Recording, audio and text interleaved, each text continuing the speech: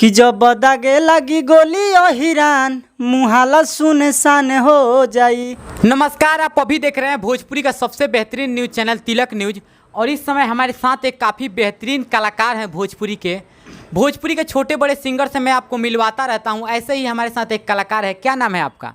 रंजीत यादव। देखिए, भोजपुरी के काफ़ी उभरते हुए कलाकार हमारे साथ हैं रंजीत यादव जी। रंजीत यादव जी, सबसे पहले आपको हमारे यूट्यूब चैनल पर स्वागत है।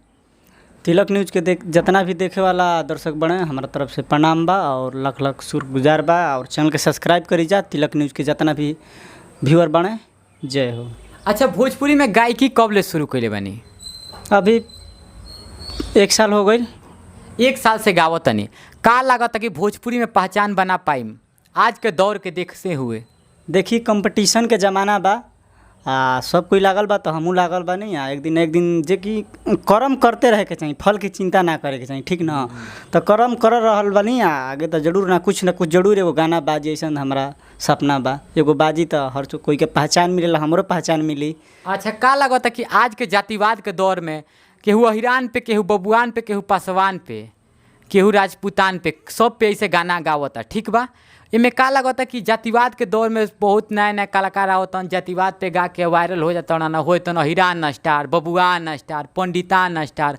तो ऐसा का लगता कि ये दौर में रुआ पहचान बनावे में कामयाब हो पाइम ना? काहे कुछ दिन पहले लगातार हमू यादव जाति पर गाना गैले रही, लेकिन ना बन पाइले वो। लेकिन छोटे मोटे वो मतलब एल्बम आई रहे हमार कि जब दागे लगी गोली और हिरान मुहाला सुनसान हो जाई।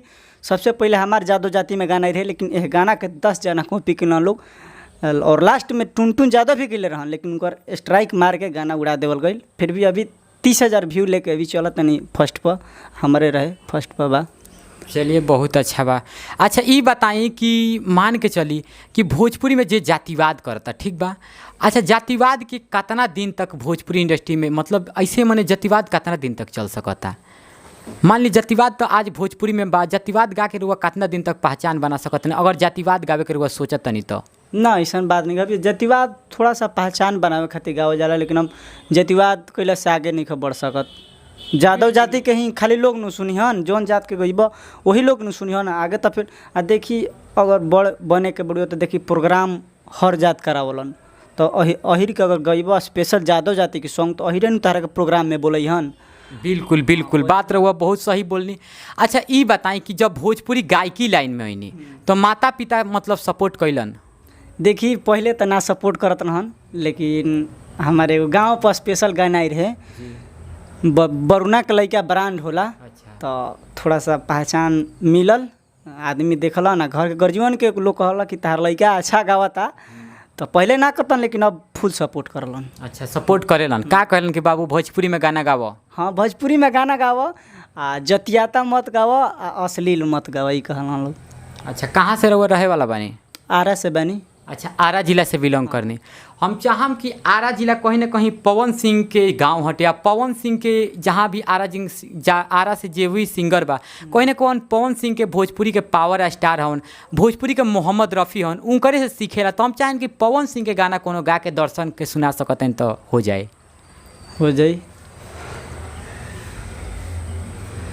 कि देशवा के शान हो, सैया मोर जवान हो, हाय भेजे हैं लिफाफा में अबीर हो, बलमुआ फौजी सीमा पे बाणे का समीर हो। पवन भैया की गाना हमार बहुत दिल पर लागल। वैसे ऐसे गाना के हम हमेशा ही गाइना, बहुत फैन है गाना के। चलिए, बहुत अच्छा बात बा, कहीं ना कहीं पवन सिंह के रुआ गाना गावतन। अच्छा, ये बताएं कुछ ऐसा भी भोजपुरी में सिंगर बान जौन एक दूसरा के गाली गलौज दे के मतलब चाहतन कि भोजपुरी में कुछ आगे बढ़ल जाऊ, तो उस सिंगर पे का टिप्पणी रही? कहाँ से कि रुआ अभी युवा कलाकार बने, अभी और आवे वाला भविष्य बा?